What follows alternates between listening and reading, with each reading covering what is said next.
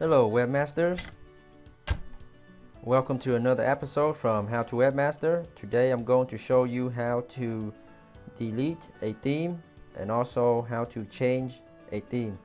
You can access your themes by going under the appearance menu and clicking on themes. You will arrive at this page, and the first theme here is the activated theme. So currently my site looks like this. This is the magazine newspaper theme, and let's say I want to delete this theme.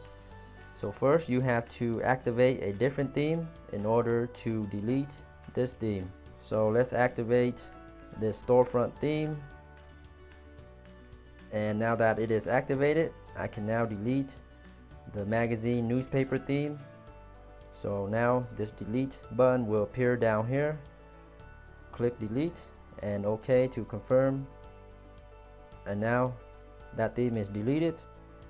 And to add a new theme, click on add new, then simply search for a new theme based on a keyword, or just browse here and find a theme you want to use. Let's click on this one to install.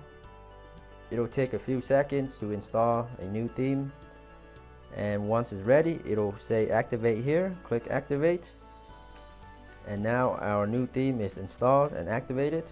Let's check it out. Okay, here it is. Looks pretty good.